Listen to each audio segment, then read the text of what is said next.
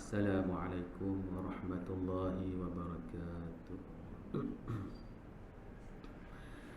Alhamdulillahi rabbil alamin wa bihi nasta'in wa nusalli wa nusallim ala rasulihil amin habibina wa syafi'ina wa zukhrina Muhammad sallallahu alaihi wasallam.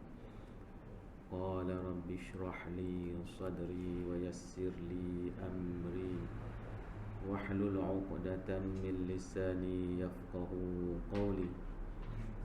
Subhanaka la 'ilma lana illa ma 'allamtana innaka antal 'alimul hakim.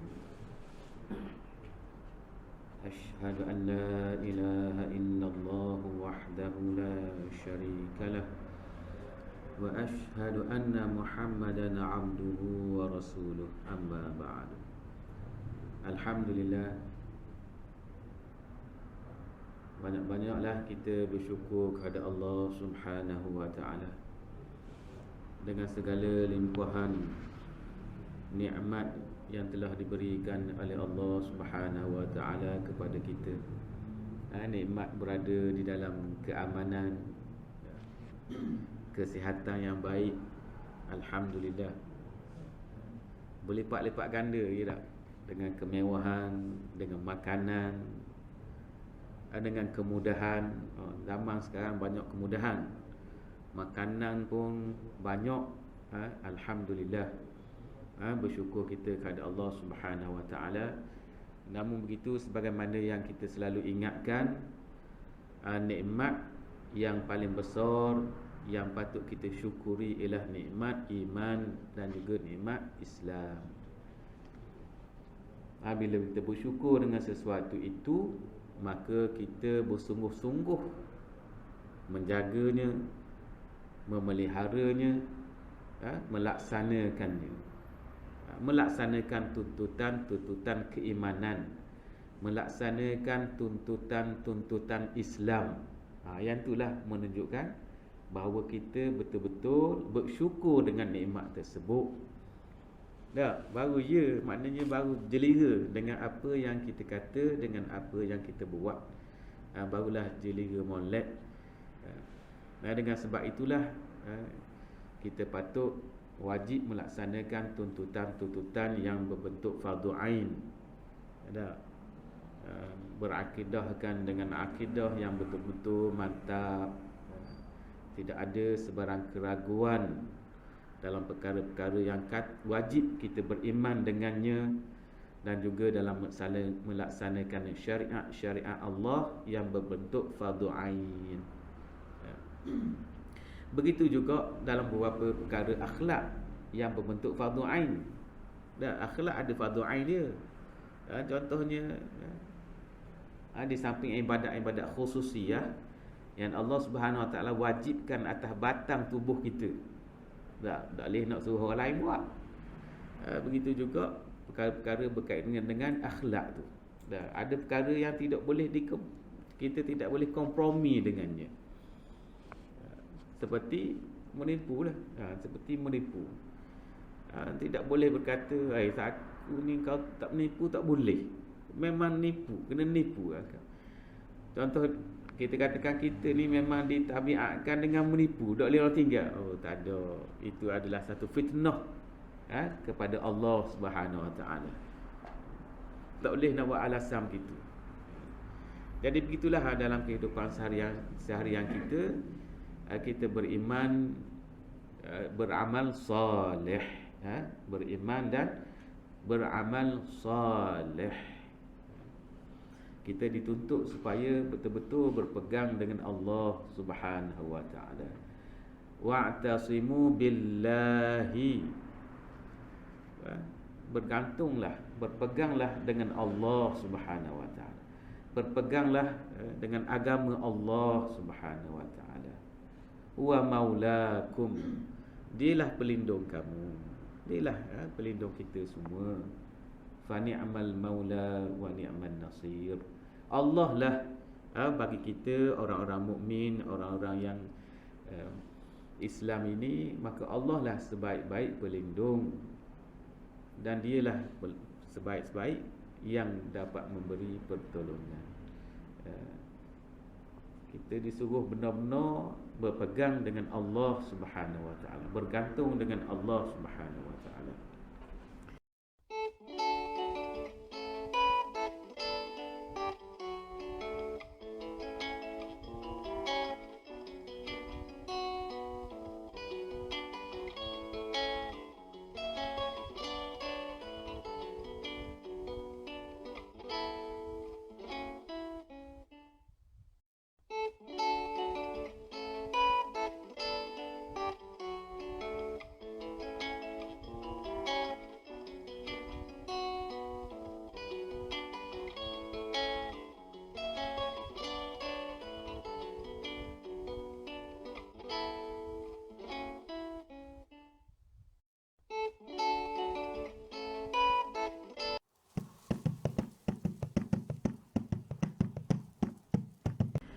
Jadi insya-Allah pada malam ini kita sudah sampai kepada ayat yang ke-120 dalam surah Al-Baqarah.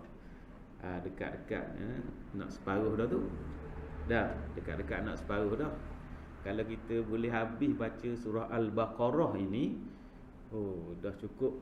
Kita bersyukur kepada Allah Subhanahu Wa Taala kerana di dalamnya telah mengandungi ajaran-ajaran Islam yang kira Al-Baqarah tu telah seolah merangkumi dah ajaran-ajaran Islam tu duduk di situ dah. Kalau boleh cukup tafsirnya kita faham, tuntutan-tuntutannya, maka kita banyak-banyaklah bersyukur kepada Allah Subhanahu Wa Taala. Jadi ayat yang ke-120 ini ayat yang kebetulan pula yang biasa sangatlah kita dengar. Ustaz-ustaz duk sebut sangat. A'udzubillahi minasyaitonirrajim. Bismillahirrahmanirrahim. Walan tarda 'ankal yahudu walan nasara hatta tattabi'a millatahum. Qul inna hudallahi huwal huda. وَلَئِنِ اتَّبَعْتَ أَهْوَاءَهُمْ بَعْدَ الَّذِي جَاءَكَ مِنَ الْعِلْمِ مَا لَكَ مِنَ اللَّهِ مِنْ وَلِيٍّ وَلَا نَصِيرٍ. Sadaqallahul azim. Ayat ini sangat biasa kita dengar dan sangat biasa diberi tafsiran oleh ustaz-ustaz, orang-orang mengajar dah. Berkait dengan sifat orang Yahudi dan Nasara yang mempunyai permusuhan dengan orang Islam ini sejak daripada dulu lagi hinggalah sekarang. Allah memang merakamkan sebegitu di dalam Al-Quranul Karim dengan menggunakan huruf lan, lam, nun, walan, walang tarda. Lan itu lil abad, untuk selama-lamanya. Pak sudahlah dia tak redha dengan kita. Orang-orang Yahudi yang berpegang pada agamanya yang telah diselewengkan itu, yang tidak masuk Islam, yang tidak masuk Islam. Ada orang Yahudi yang masuk Islam apabila sampai berita mengenai kerasulan Nabi Muhammad sallallahu alaihi wasallam, mereka ini beriman kerana mereka mengikut ajaran kitab hak yang sebenarnya. Ikut Taurat. Cerita dah bab Nabi Muhammad sallallahu alaihi wasallam. Bila datang Nabi Muhammad sallallahu alaihi wasallam dengan sifat-sifat yang telah digambarkan dalam Taurat, mereka ini mengakui akan kerasulan baginda sallallahu alaihi wasallam. Begitu juga orang Nasara. Orang Nasrani begitu juga. Ia berpegang pada kitab Injil yang telah menceritakan tentang kedatangan Nabi Muhammad sallallahu alaihi wasallam. Bila sampai ke dia berita tu, dia tengok betul lah. Kitab Injil dah cerita dah. Maka mereka ini pun beriman. Kalau kita cakap pada ayat ni adalah walan tarda ankal yahudu walan nasara hatta tattabi'a millatahum. Hak jenis hak yang telah menyeleweng walaupun tahu kebenaran. Hak inilah sebahagian kitab, contohnya Syekh Yusuf Al-Qaradawi, apabila beliau menulis di dalam bukunya Al-Iman wal Hayah, beliau mengatakan bahawa mengetahui kebenaran pun belum cukup untuk menunjukkan orang tu benar-benar beriman. Sebab apa? Dia tahu kebenaran tapi dia tidak mengambil kebenaran itu. Dia tahu kebenaran tapi tidak mengambil kebenaran tersebut. Satu hal. Kerana mereka ini mengetahui perihal Nabi Muhammad sallallahu alaihi wasallam sebagaimana mereka kenal anak mereka sendiri. Itu maknanya mereka ini mengetahui kebenaran tapi menolak kebenaran itu. Dan kalau kita begitu jugalah, kalau kita tahu kebenaran tapi tak mahu menerima kebenaran tersebut. Banyaklah urusan-urusan atas dunia ini dah. Kita tahu tapi kita tidak menerima. Sebab apa? Kebanyakan disebabkan oleh kepentingan diri. Kalau kita cakap ni, tahu tak menipu tu haram? Tahu. Boleh kata semua orang tahu haram ni. Ada orang kata menipu ni boleh. Menipu ni haram. Nabi SAW dalam satu hadis digambarkan, kalau dia tahu orang tu menipu, tak bercakap dengan orang tu, berpaling terus daripada orang tu. Tak ada orang sobek lah, sekali je. Sehinggalah Nabi Muhammad SAW menyedari yang dia telah bertaubat. Okey, bolehlah semula. Maknanya orang menipu ni tak ada kompromi bagi dia. Kita ni dahsyat sungguh tak. Menipu jadi mainan. Kita tahu tak kita menipu? Kita tahu kita menipu. Dan kalau kita tak tahu, lain kira. Ini memang kita tahu. Kita menipu memang kita tahu. Begitu jugalah hak lain, rasuah dan sebagainya. Berakaumi sangat dah tuan-tuan sekalian. Tak tahu nak kata dah kita ni. Tak tahu nak kata. Nak kata tak tahu. Tahu. Kalau biasanya rasuah ni siapa? Orang kerja-kerjaan tak? Orang berkuasa dah. Allah, tak akan nak beri taklimat dah Nak kata tak tahu, tak akan nak beri taklimat dah. Takapan-takapan SPRM tu kan banyak dah. Berheboh surat khabar, media masa, media sosial, sebut belaka dah. Mana bukan mereka ni tidak tahu. Dan sebab apa tadi gitu? Sebab dalaman ini tidak cukup untuk mencegah dirinya daripada menghindarkan diri daripada kemungkaran. Diri dia tak cukup. Hak paling selamat ialah diri kita cukup dah untuk mencegah kemungkaran. Kita diri sendiri mencegah diri kita sendiri. Kalau lepas tu, alhamdulillah. Alhamdulillah. Lepas kita selamat. Nah, kita dah cukup dah dengan benteng diri sendiri. Yang tu. Yang itulah tuan-tuan sekalian dikehendaki. Nah. Bukan tak tahu benda-benda tu, tahu belakalah.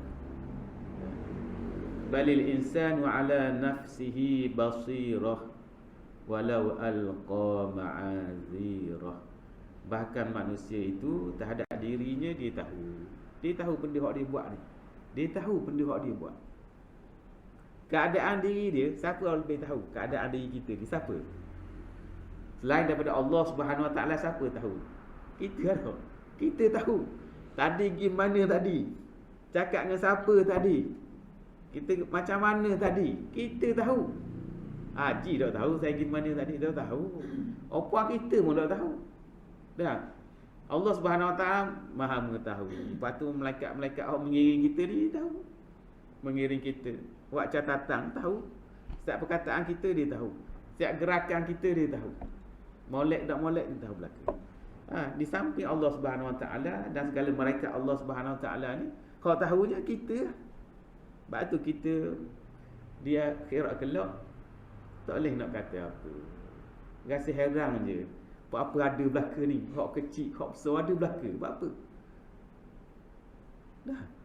Atas dunia ni peringat dah. Ada rakib dan atid. Ada catatan amalan. Allah Maha mengetahui, melihat. Dan inilah hak kita nak pakar dalam hidup kita. Nak apply dalam hidup kita. Ajaran-ajaran itu. Ya.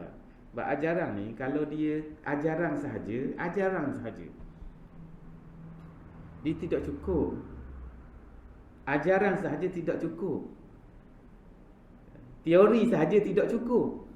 Ataupun undang-undang, peraturan yang abstrak saja, yang bukan bentuk konkret.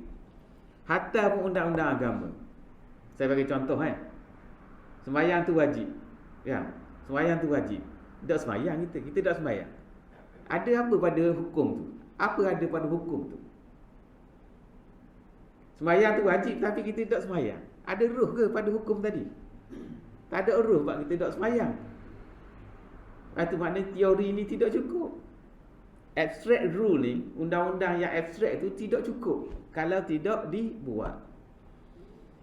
Sembahyang mana? Wajib sembahyang ni. Dah mau sembahyang tak? Tak. Jadi tak ada ruh pada hukum tu. Hukum tu tinggal hukum sahaja. Tapi tak buat.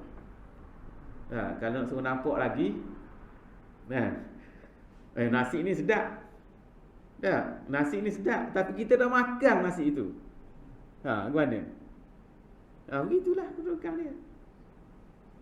Kita dah makan nasi itu. Senang je buat kerja, buat ni buat rumah ni senang je. Tu tak? Tapi kita tak buat rumah tu. Sekadar boleh cakap je senang.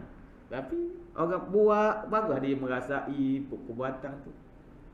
Berat ke, ringan ke, setara mana peluh ke. Baru dia tahu sebab dia menjiwai. Sebab tu kita tak cukup dengan teori saja. Kena buat, barulah merasai, menjiwai.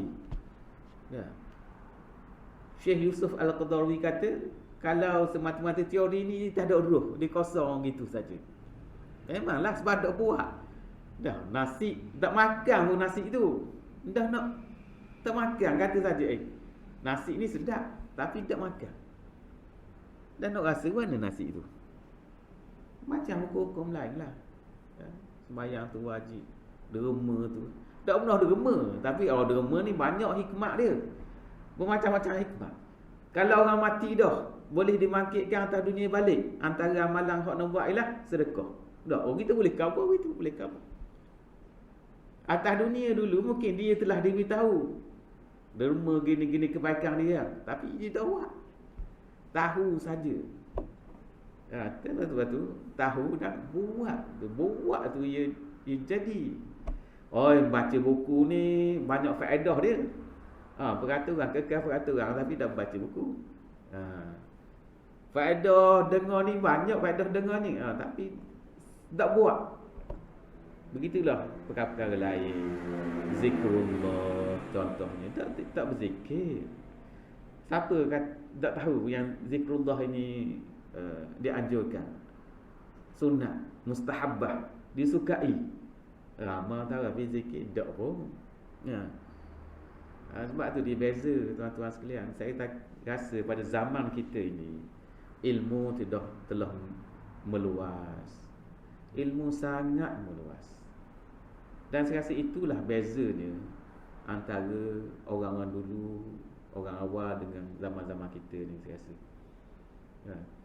Sebab kalau nak kira orang mengajar ni rapat jik dah, siapa dah, mana-mana pun dah, ramai sangat dah orang mengajar. Tapi kekurangan kita adalah dari segi perbuatan. Contohlah, saya bagi contohlah. Nabi SAW mengatakan, yang mana Islam mengatakan kalau duduk dengan orang soleh, baik dah, duduk dengan orang soleh, baik dah. Sebab apa? Sebab duit itu akan dibelanjakan pada tempat yang soleh. Contohlah, teori semata-mata. Tak buat kerja tak kerja kuat. Dah nak boleh pitih ke mana? Dah nak boleh duduk mana pitih tangan kita tu. Contohnya kita orang soleh, nak boleh mana pitih duduk tangan orang soleh ni, Kalau dok bekerja, maknanya waktu teori je lah. Islam menganjurkan, menghendaki bahawa duit ini duduk pada orang soleh. Sebab apa? Bila ada di tangan orang soleh, maka tempat belanja pun tempat yang soleh. Kalau berada di tangan orang yang toleh, yang buruk, yang fasik, ahli maksiat, maka benda yang buat pun maksiat lah. Oh, terbit benda karaoke, pusat judi, dan dadoh, macam-macam lah. Itu. Tapi peraturan je ataupun kaedah je kita tahu, tapi kita tak buat. Itu jadi rugi orang Islam ni. Harga ayam naik melambung dah. Dah siapa duk jual jawab kita. Tapi hak duk supply barang-barang anak ayam, makanan ayam, rebang ayam. Siapa duk supply? Kita pengguna je. Kita pengguna. Dan pembeli tu penjual atau berjalan tu kita. Tapi hak supply belakang. Jadi lemah kita ni. Tidak berada di tangan orang-orang yang soleh.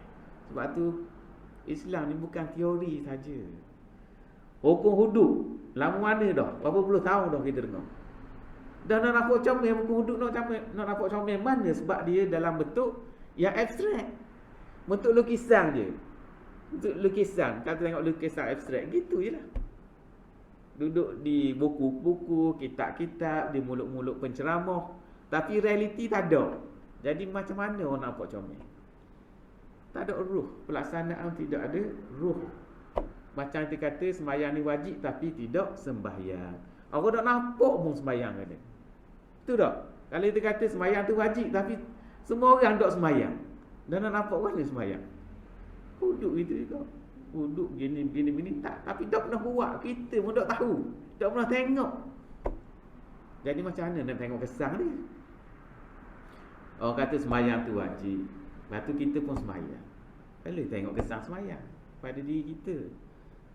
Ataupun pada kawan-kawan kita, dulu nampak dia tak semayang, gitu-gitu. Lepas tu ni dia semayang, nampak macam lain je. Nampaklah kesan tu, kesan baik tu. Tuan-tuan sekalian. Jadi begitu. Tidak menerima kebenaran. Macam orang Yahudi, Nasrani tidak menerima kebenaran. Sedangkan mengetahui. Lepas tu saya kaitkan dah dengan orang Islam ni dah. Tahu kebenaran, banyak teori tahu, banyak hukum hakam tahu. Makin tahu hukum hakam, makin langgar hukum hakam. Makin langgar. Ada orang tahu sikit saja, tapi dia punya amalan tu bagus sangat. Jangan ambil hati orang lain. Cukup khabar begitu je. Jaga betul-betul. Cukup dah jaga betul-betul. Hati orang lain belaka tadi tu. Menipu nak buat belaka. Nak boleh harta dah. Kepentingan. Rasuah nak boleh harta. Jadi jangan ambil harta orang lain. Cukup dah bagi dia. Quran pun kata begitu. Jangan kamu makan harta bainakum bil batil. Jangan kamu makan harta sesama kamu dengan cara yang batil. Cukup ada. Tak buat. Selendar selalu. Buat kata gitu selendar. Pergi mana-mana dah hidup dia, tak ambil orang. Bak makanan ke, bak pitih ke, tak. Melainkan dengan redha tuang dia. Illa antaradim minkum. Kecuali dengan sama-sama redha. Walan tarda ankal yahudu walan nasara hatta tattabi'a millatahum. Kalau kita baca dalam ni disebut lan tarda anka at-ta'ifatani. Tidak akan selama-lamanya redha kepada kamu wahai Nabi Muhammad sallallahu alaihi wasallam at-ta'ifatani, dua golongan, al-yahudu wan nasara, hatta tatrukal Islam, sehinggalah kamu meninggalkan Islam, al-munira, yang benar, yang bercahaya, yang menerangi. Islam ni pelita, duk suluh cara hidup kita. Ni kita ni, kalau dok kerana Islam, macam mana hidup kita ni? Macam mana hidup kita ni? Sebab tu dia jadi suluhan bagi kita, cahaya yang menerangi. Nampak cara hidup sehari-hari tak?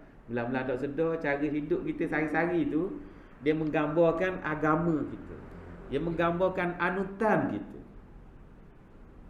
Cara kita hidup 24 jam sehari ni, dia menggambarkan anutan kita, menggambarkan kepercayaan kita.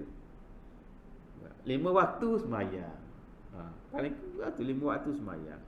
Kerja dalam keadaan amanah, tidak menipu, bersungguh-sungguh, bertanggungjawab. Begitu. Yang mengatur itu apa? Kepercayaan kita kepada Allah Subhanahu Wa Taala. Kepercayaan kita akan hari akhirat tu, ada balasannya. Itulah yang mengatur kehidupan kita. Sebab tu Islam itu jalan aturan dalam menjalani kehidupan di dunia ini. Ada kepercayaannya, iaitu akidahnya, ada syariatnya, cara hidup beragamanya, dan ada akhlaknya untuk kita menjalani kehidupan harian kita, bermuamalat dengan makhluk Allah yang lain. Bermuamalat sama kita, bermuamalat dengan hayawan, dengan tumbuh-tumbuhan, semua sekali. Itulah satu kehidupan yang sempurna. Tapi orang Yahudi dan Nasrani ini, dia tidak akan redha kepada kamu, wahai Nabi Muhammad. Tak redha kepada Nabi Muhammad, maknanya dia tidak redha kepada Islam dan tidak redha kepada penganut Islam pada sepanjang zaman. Bukan pada zaman Nabi SAW saja. Orang hidup sukanya Islam itu. Nak suruh kita ikut cara hidup dia, hatta tattabi'a millatahum. Millah itu cara hidup mereka. Begitulah orang Yahudi ni, yang menolak Islam, yang menolak Al-Quran, yang mentahrifkan Taurat. Begitu juga orang-orang Nasara yang menolak Islam, menolak Nabi Muhammad sallallahu alaihi wasallam, menolak Al-Quran dan mentahrifkan Injil itu, mengubah Injil itu. Mereka inilah yang akan memerangi, membenci, memusuhi Islam selama-lamanya, sehinggalah hari kiamat kelak. Wa tattabi'a dinahum al-a'waja, sehinggalah Nabi Muhammad sallallahu alaihi wasallam mengikut agama mereka itu yang al-a'waja, yang terpesong. Ia telah dipesongkan. Asalnya tak pesong. Itu agama samawi. Allah yang menurunkan kitab itu kepada Nabi yang dilantik oleh Allah Subhanahu Wa Taala, kepada Rasul yang dilantik oleh Allah Subhanahu Wa Taala. Tapi mereka inilah yang menyeleweng, yang menjadikan agama-agama itu bengkok, dengan melakukan perubahan kepada kitab yang telah diturunkan oleh Allah Subhanahu Wa Taala kepada para rasul yang diutuskan kepada mereka itu. Qul hudallahi huwal huda, ay kullahum ya Muhammad, ay kullahum ya Muhammad, katakanlah kepada mereka, wahai Nabi Muhammad sallallahu alaihi wasallam, innal islama huwa dinul haqq wa ma adahu fa huwa dhalal. Katakanlah wahai Nabi Muhammad kepada mereka, sesungguhnya Islam itu adalah agama yang sebenarnya. Wa ma adahu, apa yang selainnya, fa huwa dhalal, apa hak lainnya sesat. Sesat macam hari ni tak. Tak tahulah tuan-tuan sekalian baca atau tidak. Saya ada terbaca satu kisah lah, kisah. Nak kata kisah, tapi satu kisah lah. Siapa itu menteri apa? Menteri dalam negeri tak? Menteri dalam negeri tak? Suruh cek lah fakta itu betul atau tidak. Berkait dengan seorang perempuan lah ni dalam umur 20 lebih dah saya rasa. Tapi sebelum tu dia semasa 2 bulan mak dia meninggalkan dia. Mak dia ni orang Indonesia. Kalau saya baca cerita tu, mak dia orang Indonesia. Lepas tu berkahwin dengan lelaki tempatan. Lepas tu lahirlah anak ni. Mak Indonesia ni bekerja di pusat tuition tak silap, sebagai pekerja awam tu lah, membersih, cleaner lah tak, cleaner. Pusat tuition tu dimiliki oleh orang Cina. Jadi bila berhadapan dengan masalah ni, jadi orang perempuan ni, mak Indonesia ni balik ke Indonesia. Lepas tu tok lelaki tu orang tempatan dah tahu duk mana. Anak 2 bulan tu dia tinggal di pusat tuition tu. Jadi pemilik ni umur 80 dah masa pemilik ni. Pemilik tu jaga budak 2 bulan ni, anak puang, jaga. Dia jaga dengan cara Islam budak tu. Dia atau kelas kafar. Mana you ajar agama hidup pandai yo Cina. Umur 80 nama Ci, tak tahu lelaki ke puang. Saya baca tadi. Dia beri ajaran agama atau kelas kafar. Lepas tu benarkan dia beribadat cara dia bela ni. Lepas tu makanannya pastikan halal. Maknanya kalau Cina begini, maknanya alhamdulillah lah, maknanya anak tu tak. Kalau dok 2 bulan tu dia boleh buat belaka tu. Tapi atas kehendak Allah Subhanahu Wa Taala dia tu mikir nak jaga juga agama budak ni. Sedangkan 2 bulan ni tak ada agama. Boleh bentuk pun gana-gana tak. Tapi mana cerita yang agak menarik lah untuk kita baca dan kongsi. Cuma menteri kata cuba cek, sebab nak kewarganegaraan budak ni tak tentukan lagi. Jadi kalau cerita tu betul, mungkinlah dah mak tak Indonesia dah. Ayah ni tak ke mana dah tahu orang tempatan. Kat Melalang semua tak ada belaka. Umur sekarang 20-22 gitu lah. Lepas tu orang jaga dia kata ni sebelum dia mati nak dia kata. Dia nak lihat budak ni berkahwin dia kata. Sebelum dia tutup mata nak tengok budak ni berkahwin. Ya. Cuma ayat ni orang jaga ni tak dapat hidayah untuk masuk Islam. Tapi dia jaga dengan baik tu. Tak tahulah akan datang tak, kita tak tahu. Sebelum dia meninggal ke apa kan. Boleh jadi belaka. Ya. Seminggu sebelum meninggal dapat hidayah dan sebagainya, boleh jadi belaka. Ya. Sebab memanglah Islam ni datang untuk semua orang. Dan Nabi Muhammad SAW berdakwah kepada siapa awal-awal dulu? Mana ada orang Islam bersama dia lagi tak? Berdakwah pada orang ni. Masuk Islam. Ya. Allahumma hadinna sajami'an. Allah berilah kepada manusia ni hidayah. Manusia tu semua sekali ya.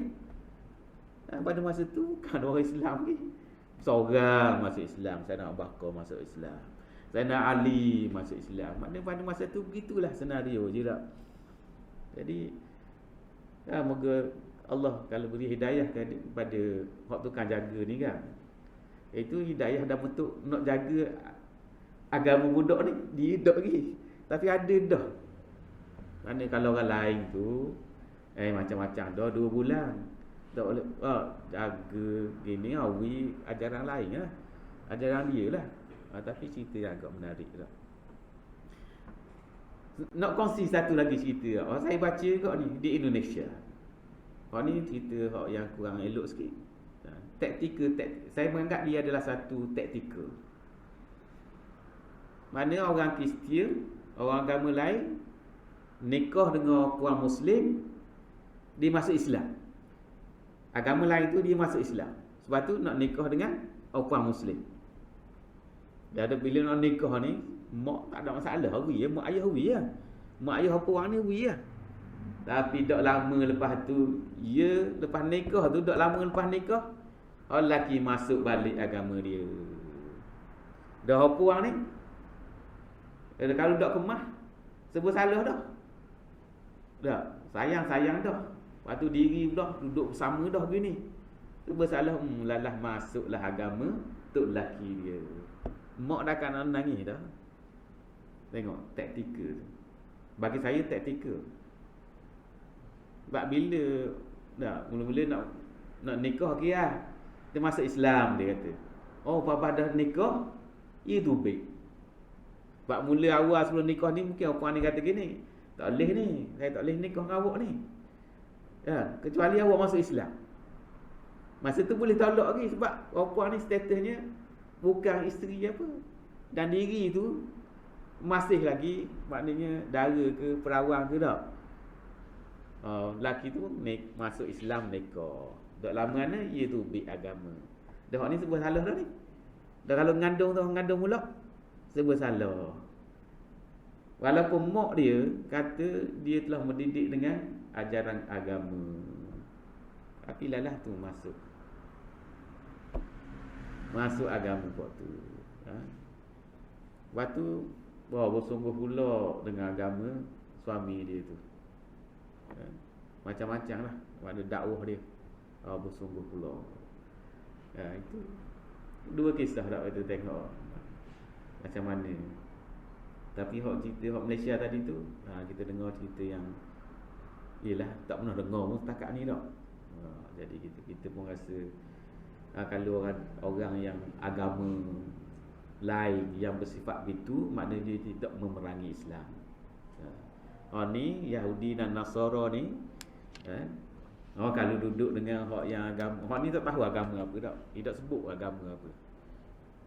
Buddha ke apa. Tak, kita tak tahu kan. Tapi Quran gambarkan kalau Yahudi dan Nasara berpegang dengan agama tu, lepas tu campur pula dengan hasad dengki dia. Hak tu. Hak yang ia ada hasad dengki terhadap Nabi Muhammad sallallahu alaihi wasallam. Cuma perselisihan sikit saja. Perselisihan sikit saja.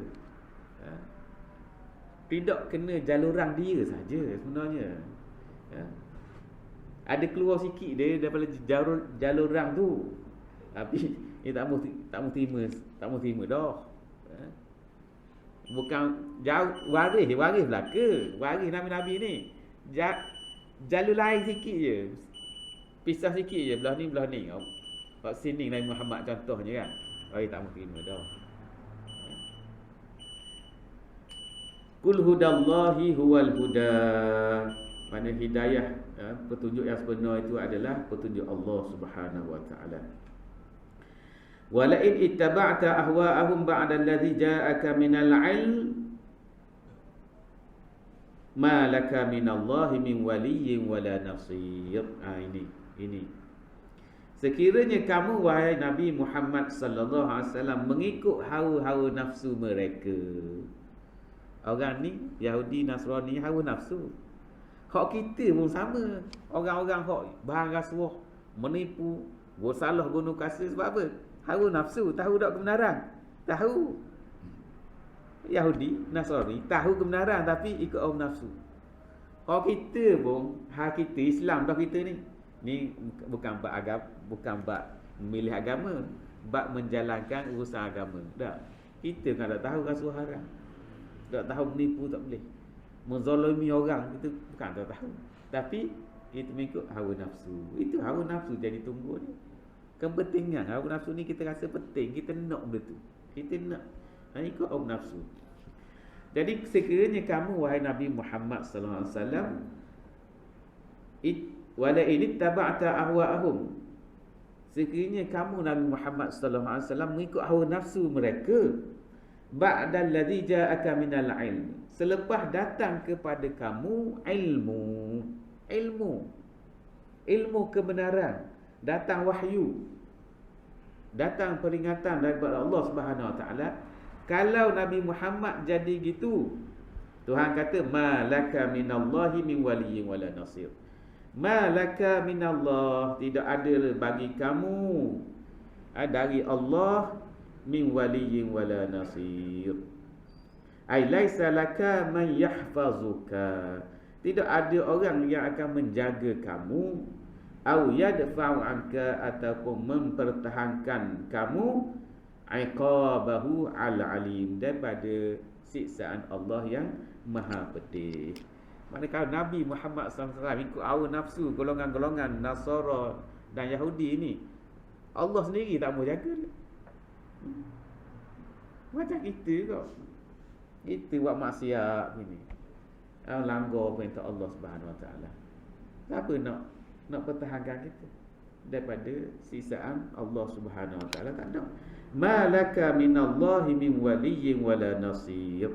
Ai laisa laka man yahfazuka, tidak ada bagi kamu yang menjaga kamu, ataupun yadfa'u anka iqabahu al-alim, yang akan membela kamu, yang akan mempertahankan kamu daripada iqabahu, siksaan Allah Subhanahu Wa Taala yang al-alim, yang sangat pedih itu.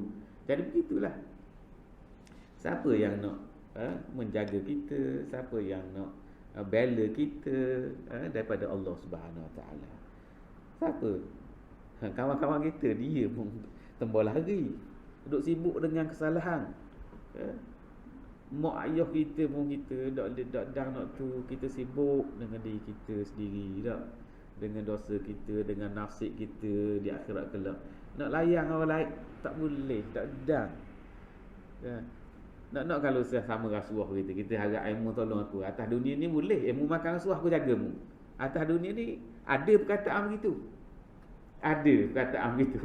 Boleh pakai. Atas dunia ni jadi. Tuhan beri, bila orang berkuasa mu ambil rasuah tu tak apa, aku jagamu. Boleh cari ilmu aku tak apa lah, aku ejah boleh tu. Atas dunia ni benda tu boleh katakan laku. Akhirat lagi nak buat apa ni? Akhirat lagi nak buat apa ni? Sebab itulah kita sangat sedih urusan-urusan begini tak. Banyaklah kalau nak bercakap tak mengenai agama. Banyaklah kalau nak bercakap mengenai agama sebenarnya. Institusi-institusi agama kena comel belaka. Cuma kita tak tanya pitih zakat tak ke mana, pitih ni tak ke mana. Kita tak tanya. Tak tanya, tak tahu. Kita ni baik-baik zakat je. Tak pernah tanya. Audit macam mana? Audit Jabat Agama zakat dia audit ke mana? Patutnya kena betang ke orang Islam tu. Tak. Kena bentang biar tahu kat ni pitih tak kening. Kita kan tukar bayar. Nah, kita dah tahu. Apa kita harap mereka itu benar lah. Belanja pada tempat yang sepatutnya.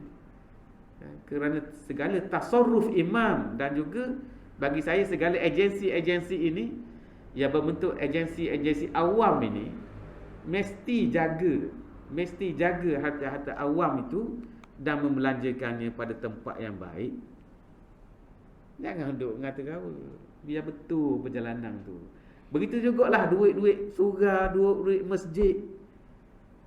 Jangan duk kupur duit. Jangan duk kupur duit. Kita menerima di masjid surau sebab apa? Bukan kita nak suruh terhenti di surau atau masjid itu. Mengalir. Dan kalau masjid hak jenis, kita derma ia pakat kupur. Hidup bilang-bilang mitih tu. Bulan ni banyak ni, bulan depan banyak ni, hidup kupur dalam akaun tu. Mana mengalir? Berhenti kat dia. Hak dia sumbat kat dia. Mana betul? Mana jadi sedekah jariah? Sedekah jariah tu jalan berlari. Gigi sekat kat dia, gigi pung kat dia. Inilah orang-orang yang tidak faham tak faham. Apa yang ada pada himpunan mereka itu? Jadi duduk situ orang yang berhak ni buatlah sesuatu yang fi sabilillah. Ke mana-mana pun, miskin ke, untuk orang miskin ke, orang fakir ke, buatlah. Dah kena pandai satu lagi berfikir, buat sesuatu atas apa yang lebih penting dahulu daripada yang kurang penting. Ni kalau buat ni penting tak? Tak apa penting dah mungkin buat apa-apa. Habis mahal. Dah. Kena belajar itu. Kena belajar. Yang nampak tu VC orang Islam ni duk pandai komplain je ayam mahal. Dah kalau masjid mau pitih banyak. Dah. Kalau boleh, saya dah tahu boleh ke tak, tapi kalau boleh rancang lah. Oh, kita pitih banyak ni kita beli tanah. Contoh kalau boleh beli. Tapi saya kata tak boleh beli mana tanah ni. Kan? Buat rebang ke, suruh orang jaga ke apa pula. Barulah orang Islam ni maju. Ayang-ayang ada. Maknanya kita ni merdeka dalam konteks tu. Kalau boleh tak? Kalau boleh, saya tak tahu boleh ke tak. Mungkin banyak peraturan lah. Kalau surah mungkin boleh. Dia ada boleh buat persatuan dia. Kalau duit ada, dan tulang ada tanah dan sebagainya. Kalau sebab ada satu contoh yang baik ialah tua-tua setara mana pun boleh berkhidmat lagi. Boleh. Kalau suruh jaga ayam boleh jaga ayam. Daripada duduk rumah saja kan boleh lagi. Kalau sahabat-sahabat tu, apa saya pun kadang-kadang mikir macam mana sahabat umur 60, 70, 80 boleh gagah lagi hatta berperang pun. Saya kadang-kadang terfikir, ya, apa kita tak boleh jadi. Bukan nak suruh perang ni, paling kurang ada gak usaha sikit lagi dak. Orang kata orang buat rebang ayam, beli ayam, boleh bersih kawasan ayam gini-gini, boleh jual dengan harga murah. Barulah kita ni boleh menentukan apa yang perkara yang baik untuk kita dak. Kena fikir dalam konteks itu dah kita ni. Sebab kita ni stereotype je dalam berbelanja duit-duit awam ni. Tapi kena tengoklah mekanisme sama ada boleh atau tidak lah. Kita lontarkan idea dulu. Jadi cakap itulah saja kan. Kalau cakap ni panjang pula. Itu lontaran idea. Sebab saya diberitahu kadang-kadang ni duit-duit bukan di surau. Setengah-setengah masjid ni hidup kumpul. Kita derma ke dia dengan harapan dia letak tempat yang comel. Tapi kalau tak nampak benda tu, duk kumpul-kumpul bangga dengan jumlah duit dia. Contohnya, saya sebagai contoh yang umum je lah. Panggil apa ceramah mahal-mahal 5-6 ribu. Ya, saya rasa bukanlah boleh, tapi adakah itu merupakan aulawiyat? Itu Pak cakap aulawiyat. Adakah itu yang perlu diutamakan? Ya. Lepas tu ceramah-ceramah ni tuan-tuan sekalian, kita nak benda. Ada orang suka sebab apa? Boleh suka. Satu hal, priority tu. Ya. Sedap bercakap. Petoh bercakap. Kadang-kadang kita nak benda-benda gitu. Perlu juga, tapi kita mesti objektif dalam menilai sesuatu. Dan sekadar itulah saja tuan-tuan sekalian. Hak saya kata ni bukannya secara objektifnya salah, ya. Secara subjektifnya mungkin ada keperluan, ya, mengumpul dana dan sebagainya. Cuma dari satu sudut tu, ya, satu sudut tu kita kena berfikir secara yang lebih objektif supaya mencapai tu matlamat dalam membuat sesuatu perkara. Tak sekadar begitu saja, ya. Kita kena bejoklah dalam mentadbir ni. Macam saya kata dulu, khilafah itulah pentadbiran. Tak, khilafah tu adalah pentadbiran, membangunkan agama. Wasiyasatud dunya bihi, membangunkan agama dan mentadbir agama dengannya. Sebab tu pentadbiran tu kena ada. Buat rumah tapi tak ada takbir cara buat rumah. Macam mana? Kursi tak, dia mesti ada pentadbiran. Wabillahi taufiq wal hidayah. Wassalamualaikum warahmatullahi wabarakatuh. Wallahu a'lam.